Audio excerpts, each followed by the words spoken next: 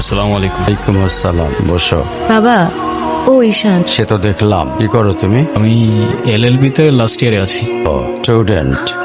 তোমার উদ্দেশ্যটা কিন্তু আমি বুঝতে পারছি। জি স্যার। তোমাদের মতো ছেলেরা আমাদের মতো বিজনেসম্যানের মেয়েকে টার্গেট করে কিসের লোভে, সেটা আমার খুব ভালো করে জানা আছে। বাবা, কি বলছো এসব? তুমি চুপ করো, আমি কথা বলছি।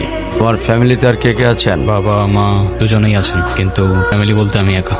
তার মানে আমি তো ঠিক বুঝলাম না। আমার সাথে থাকে না, সেপারেটেড। ও, বুঝতে পারছি। তা প্রবলেমটা কার ভেতরে? বাবা মাকে ছেড়ে চলে গেছেন নাকি মা বাবাকে?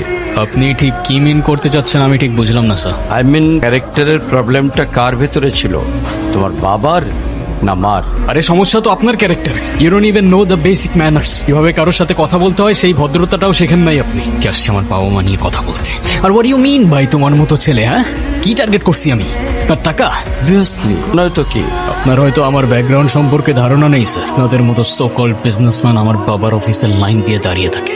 আমি এখানে আসছি শুধুমাত্র ওকে ভালোবাসি বলে, সেকেন্ড কোনো উদ্দেশ্য সমান নাই। তুমি তো একটা বেয়াদব। আর তুমি কি করে ভাবলে যে তোমার মতো একটা স্কাউন্ডারের হাতে আমার মেয়েকে তুলে দেব? তো আপনার মেয়েরে কে বলছে আমার হাতে তুলে দিতে? আমি বলছি বাসায় ডেকে আনছেন অপমান করতে। আপনার বাবা মাই তো আপনাকে ভদ্রতাটা শেখাইতে পারেনি, নিয়ে আসছেন আমায় জাজ করতে।